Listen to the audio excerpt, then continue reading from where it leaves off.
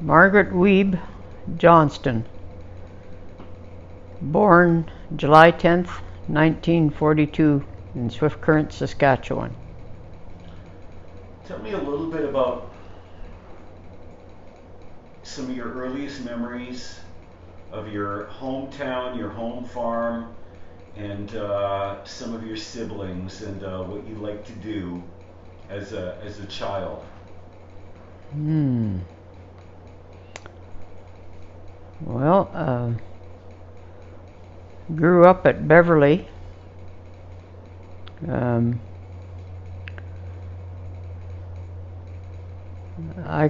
I started school, I didn't know any English.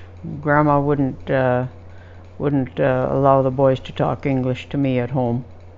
So when I started school, I knew only the Plautdietsch, and so I kind of dreaded going to school. But I remember Grandpa carrying me into the school for vaccinations, and the nurse had to calm me down because I was terrified of the needles, and so they would draw little figures on my arm, and then she'd give me the little bottles to take home. That's probably one of my earliest memories. I was probably about 4 years old at that. And then, because I was quite tall for my age, I started school early.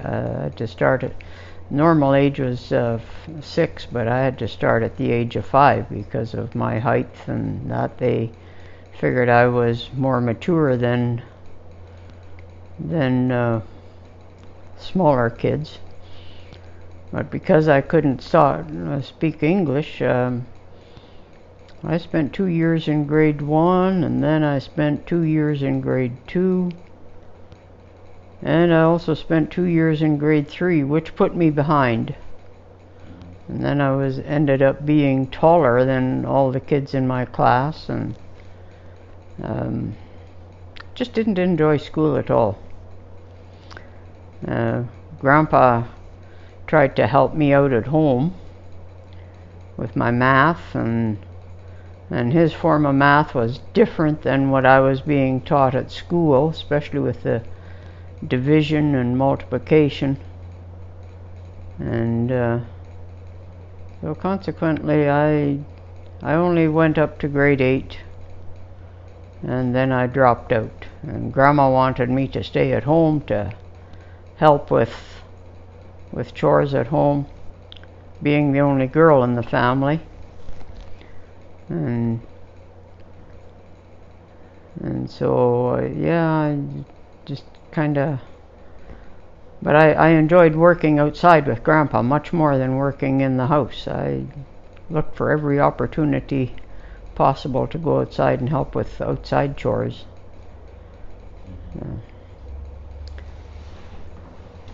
Tell me what it was like growing up in a Mennonite household surrounded by non-Mennonites. Well, I did develop a friendship with the Schofield girls. Denise Schofield was one of my best friends at school.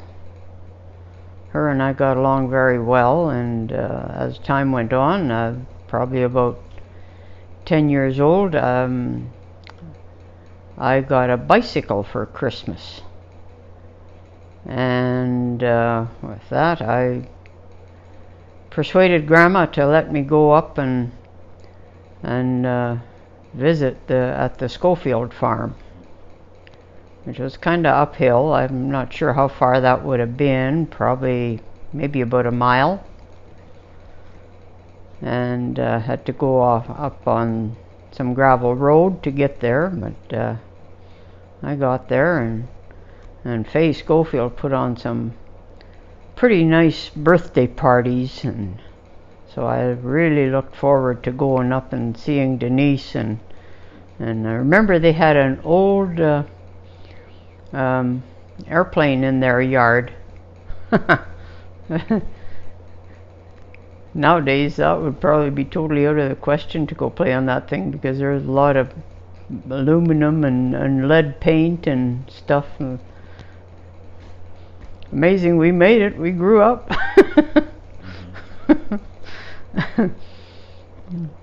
Yeah. Yeah, those are some good memories, actually. And then there was the other Schofields, Charlie Schofields, Geraldine and Elma. They were pretty good friends of mine too. Geraldine and I actually were more the same age. And Isabel Schofield was Geraldine's mother, and she was a very nice lady. She invited us over to play for having playtime. Geraldine now lives in Australia. And, growing up with 3 older brothers, yeah.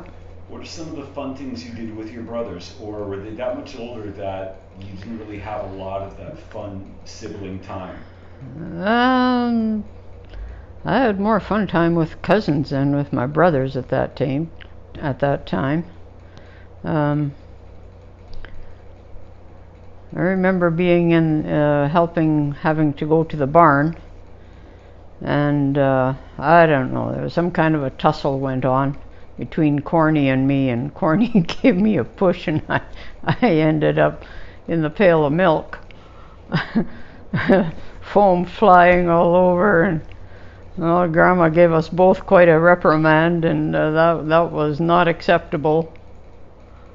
And I don't know if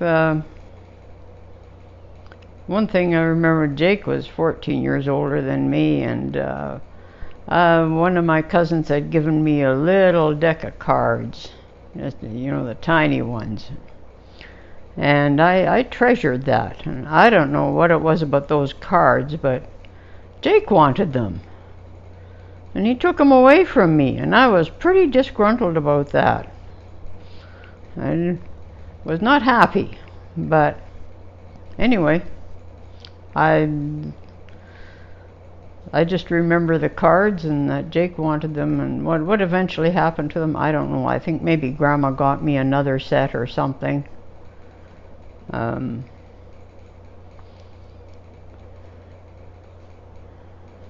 Yeah. Other than that, I don't really. I remember going to school, and taking my shoes off, and the pavement was so hot, so I had to put my shoes back on, and then Pete would sometimes give me a ride on the back of the bicycle.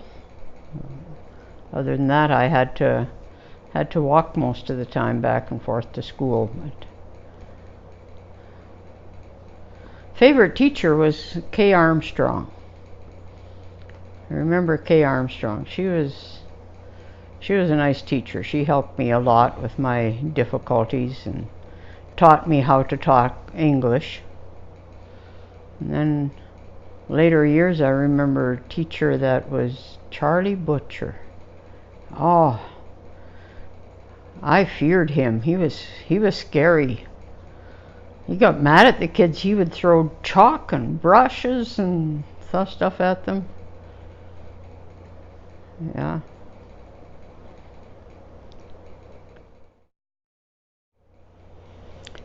Oh, well, the decision to stop going to school. Well, Grandma wanted me to stay home. Grandma wanted more help in the house and so forth, and so she was in favor of me not going to school. But Grandpa wasn't happy. I remember Grandpa saying to me, when you get older, don't you ever blame me that you didn't have the opportunity for more education. So and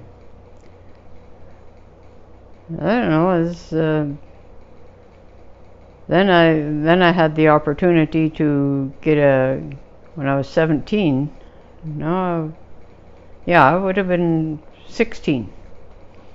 I'd just gotten my driver's license, and Grandpa went on a trip to Chicago, and I had gotten this job at the Swift Current Produce, cleaning turkeys and chickens and so forth. And so I was able to stay at Uncle Jake and Aunt Mary's, but then when Grandpa went away, Grandma wanted me to be at home, and I said, well, then I have to have use of the car. So then Grandpa allowed me to have the car for that time that he was going to be away, and then I could drive back and forth to work. But that was actually, let me see, that would have been the year that John F. Kennedy was shot. And yeah, Grandpa was on the plane. I asked him to bring me home a long play record. But he was on the, and then Johnson was sworn in as president when John F. Kennedy was killed. And I was working at the produce at the, let's see, that was called the, that was run by Ironsides at the time there. Yeah, and I was helping with killing, well, not with the killing part, but with the cleaning part, taking out the insides and packaging the gizzard, and the heart and the lungs was put into a little package and put inside the turkey, and then they were put in a bag, and that was actually my job, was putting them in the bag once they came through, and then they had put into a cold water, and then they were put into what they called the cravac, that sucked all the air out and tied up the end of the bag, and then they were shoved into the freezing compartment. And yeah, I don't know, that was one memory, working at the Swift Current Produce. As a teenager,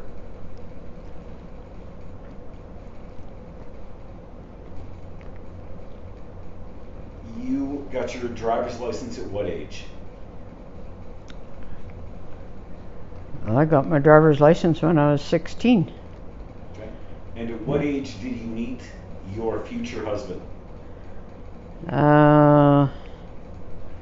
16.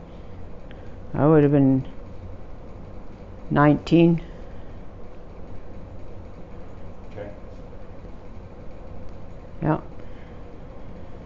Who made the first move there, and how did things progress when you first met? Well, your dad, Clarence Johnston, phoned up to the farm. I don't know if he could take me out on a date. And when Grandma found out about that, she says, wait a minute here. She says, I'm phoning Pete to find out what kind of a guy this Clarence Johnston is. Clarence's dad had been buying topsoil ridges from my dad up by close to Pete and Elva's place there. And he had dropped, Clarence had dropped off a check to pay for the topsoil one time, and he saw me going outside to go gather up eggs, and so he wanted to know more about me, and Clarence had asked somebody in Beverly what my name was, and so he found out he knew where I lived because he'd seen me there, but he wanted to know what my name was and that, and somebody in Beverly had, again, who was it? I think it was Cooper Boys that he had asked about me. And so yeah, then Uncle Pete had told Grandma that I figured that Clarence Johnston was an okay guy, that it would be safe to let me go. And so yeah, then she The first date that Clarence and I had was going to a Red Mill. It was called the Red Mill, and it was a show that the BD High School kids were putting on. Yeah. And then after the show, then he took me up to A&W for a hamburger, and he didn't even ask me what I would like. He just ordered 2 mushroom burgers, and I thought, oh boy, how am I going to eat this thing? I've never had mushrooms before.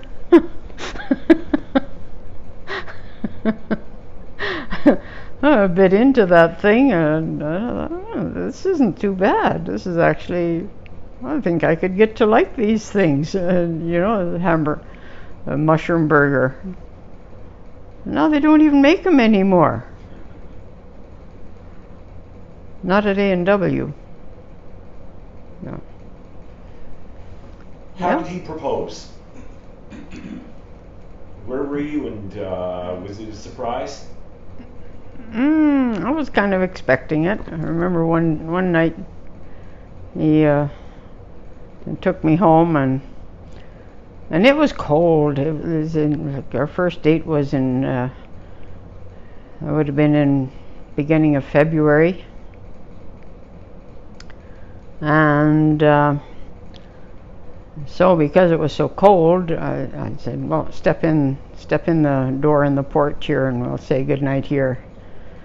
And he was just giving me a kiss, and then Grandma opened, there was a window in the inside door, and Grandma was looking through there, and she knocked on the door.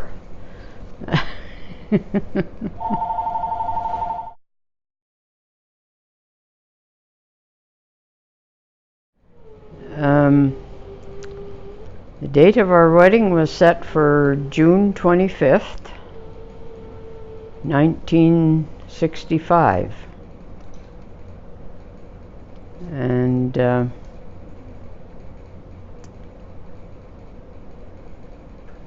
don't know, the memories of that day, well, invitations were sent out. Uncle John DeYoung was asked to be the master of ceremonies. They had to come from Ontario. It started out being kind of a rainy day in the morning throughout the day. And then in the evening, had a beautiful rainbow. We had to set the time of the wedding had to coincide with Clarence had to have the chores done on the farm, because the Johnstons had a dairy farm, and so we couldn't set the time before 7 o'clock. So 7 o'clock was when the wedding was. And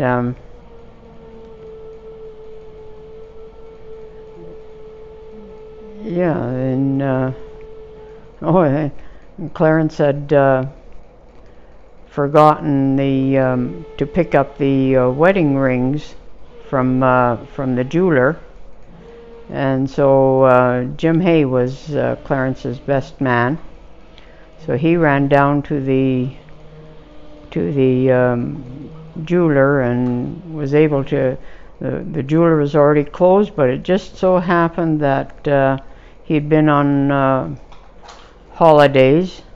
I think the jeweler was Mr. Byers, and he just, for whatever reason, he decided, because he'd been gone, he decided to stop in at the jewelry store, and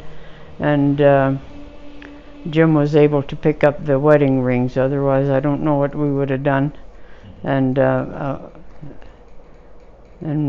Reverend Newfold was the pastor, so he was getting a little anxious because he didn't know how this was all going to work out, what we were going to do if he didn't have the wedding rings and the certificate or the certification for for everything, because the certificate was that we had to have was there too with the jeweler.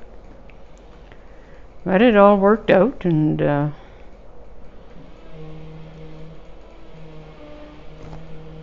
here we are.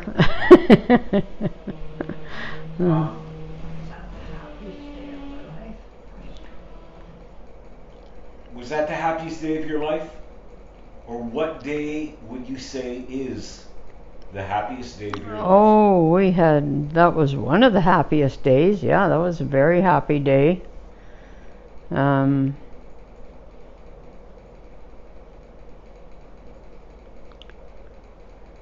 we had a good marriage. Clarence and I got along quite well. I enjoyed helping him with whatever he was doing, and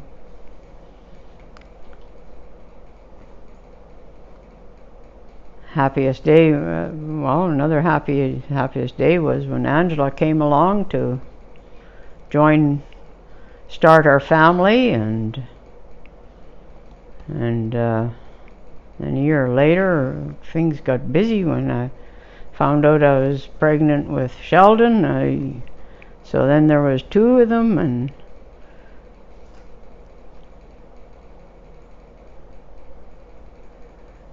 yeah, I remember coming out of the Swift Current Clinic for a checkup one time, and Angela was just barely walking, and Sheldon was in arms, and I was coming out, and this one lady, she looked at me and she said, "My goodness, don't you have your arms full?"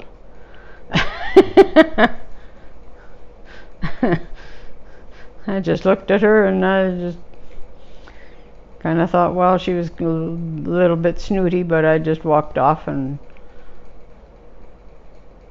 thought, well, if she'd been the kind of lady she should have been, she would have at least held the door open for me, but she didn't even do that. I managed. It was good. Yeah. So you have two more kids? Then Kim joined our family 4 years later, and then 6 years after that, then we had Michael. Remember when I told Clarence that I was pregnant with Michael, he looked at me and, really? He had his supper and he walked out the door and didn't come in until midnight.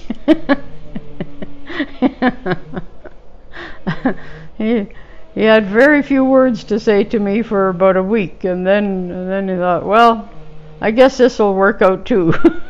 He wasn't prepared for another mouth to feed, but yeah, no, Mike was ended up being a big help to Clarence on the farm. He seemed to be the one that was almost more mechanically inclined than the two older boys, but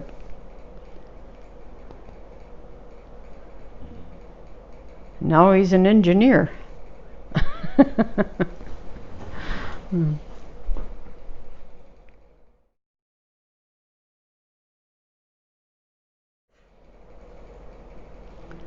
Well, when Grandma got sick, she was in the hospital. I remember her being, and she seemed to be getting better. And Angela wanted us to come up and visit her all the time, but I said, with Grandma in the hospital, it was making it hard. I didn't know if we should go or not, but then I got a hold of Dr. Menhaz and asked Dr. Menhaz what her condition was, if it would be safe for us to go away for a couple of days. And he says, oh yeah, he says, if she keeps on improving the way she is, she'll be coming home by Monday or Tuesday. She'll be home. And so then I thought, well, then we could probably go up to Innisfil to visit Angela and Dave. And so then we did go, and then on that Sunday, We were planning on coming home Monday, but Sunday we got the notice. We had been out driving around with Angela looking at different things and so forth, so they had difficulty getting a hold of us, and then I think we got back to Angela's place about around 9 o'clock in the evening, and then the phone rang, and then it was Uncle Pete wanting to talk to me, and he said Mom had passed away. And so that was kind of sad. Then it was too late in the day to really start off, and Angela wanted to come with us if we went back. So then we waited until Monday morning, and Angela came with us. And of course, she had a little baby, that was Jordan.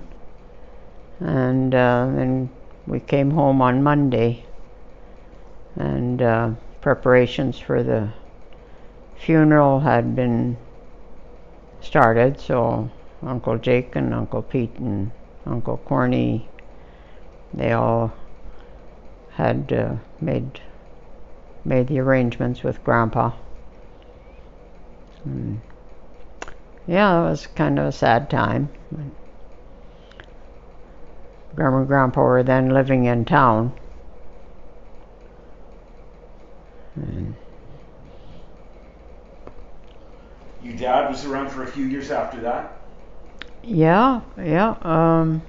Let's see, Dad, that was, I forget what year that was that Grandma passed away. I don't know just exactly, it was 88 or 89, not sure exactly there. Grandpa passed away in 2001, and Grandpa had been put in a nursing home, and they had just started making a special room for them to be in when they were passing on. And Grandpa had been put into that room because we didn't know how much longer he was going to make it. And we were sitting, each of us were taking turns sitting through the night with him so he wouldn't be alone.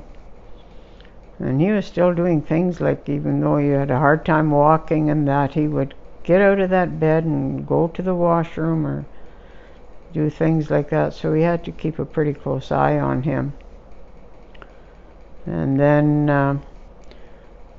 I had Uncle Pete and Elva had been with Grandpa, and then was our turn, or no, Clarence and I had been sitting with Grandpa, and Uncle Pete and Uncle and Elva came in to relieve us, and then we went home and we stopped at Burger King for a bite to eat. And then when we got home, we got the news that Grandpa had passed away just shortly after we had left. So when we got back there, the family was all there. And yeah.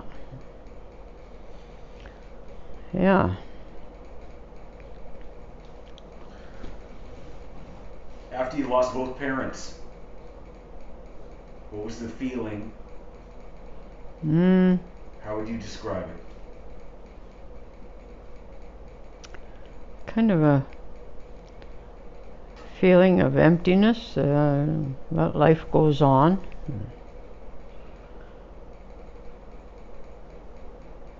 And still had the family, you focused on your family, and you adjust, and didn't have to have Grandma and Grandpa to go visit them anymore, and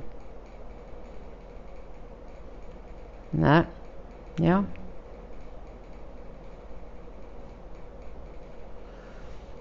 Let's jump ahead to your grandkids.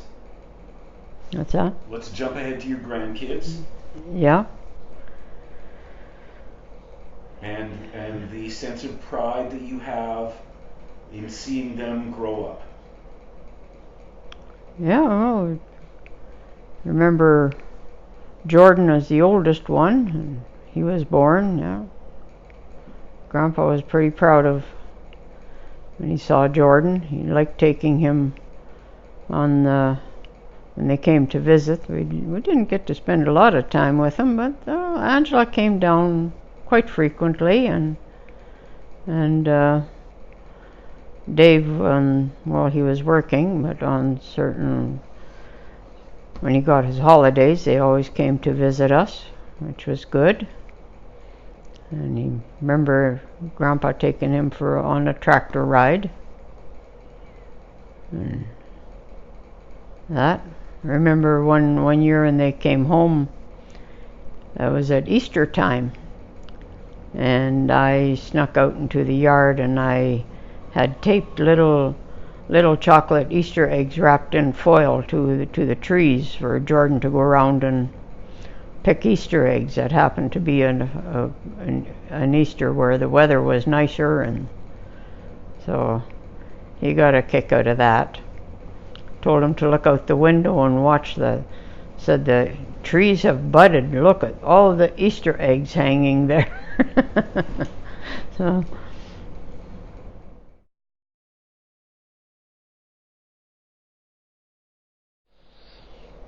our faith in God was very important, and my desire would be that my children and my grandchildren all come to know the saving grace of belief in Jesus, and that's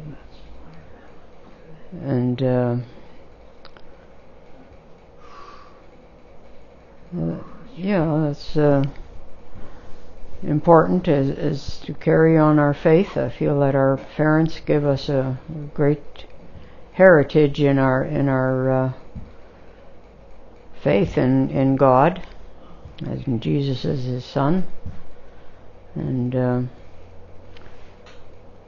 all hope to make it to heaven, and that and that was important to Clarence as well. Both of us kind of came from different angles, and that seemed to kind of bother Grandma a bit. I think Grandpa accepted that much more. As he always said that I remember Grandpa saying to me one time when I came home to help with doing up Grandma's laundry, he kind of came and sat down beside me, and he says, "Margaret," he says, like Clarence was from the Pentecostal faith and I was from the Mennonite faith, and he says, "Margaret," he says, "a couple should be in one church." He says, "This is not good that Clarence is in the Church of God, Pentecostal, and you're in Zion Mennonite." He says, "You need to be in one church." And I was quiet for a while, and then I looked at Grandpa and I says, "Okay." I says, "We will be.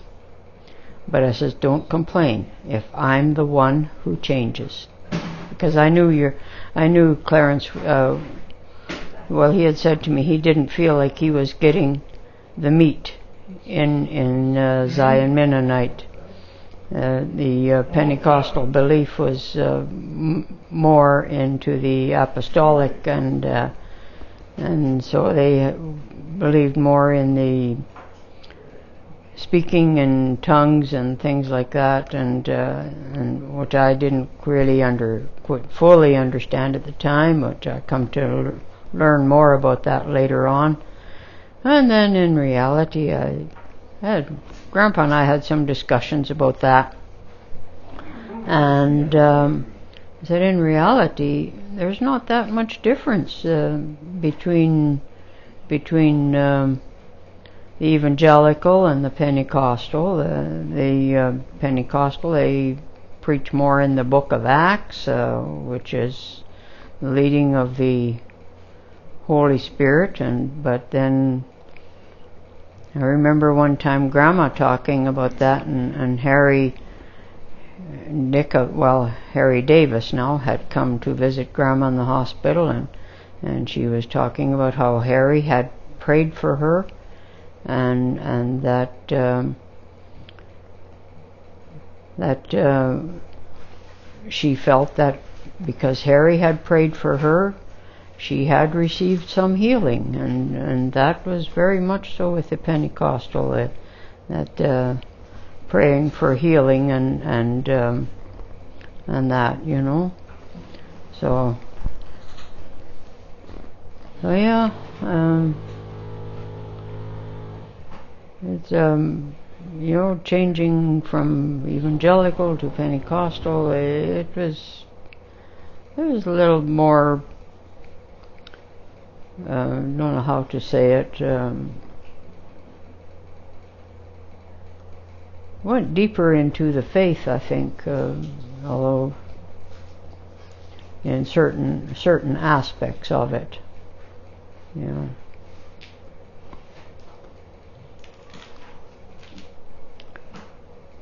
I don't know. Final things that you want people to know about you after you're gone.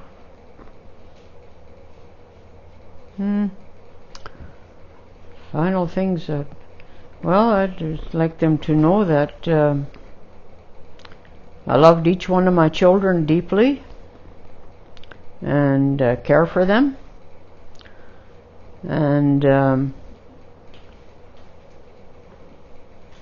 I loved my husband very much. I miss him. And, I think the saddest day of my life was when I knew that he was passing on.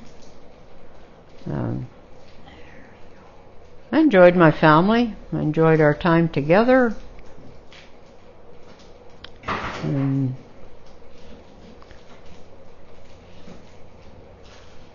enjoy getting together with them as much as I can.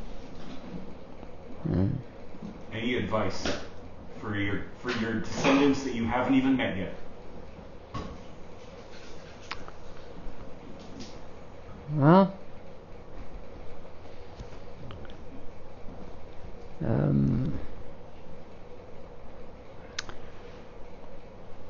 to be active, to enjoy life to the full. Don't sit and think about or just stare at the walls and you find yourself that your loved one has passed on. The best thing to do is read the Bible, find good literature to read, and get out into the sunshine. Don't sit at home and be depressed. You know, find things to do.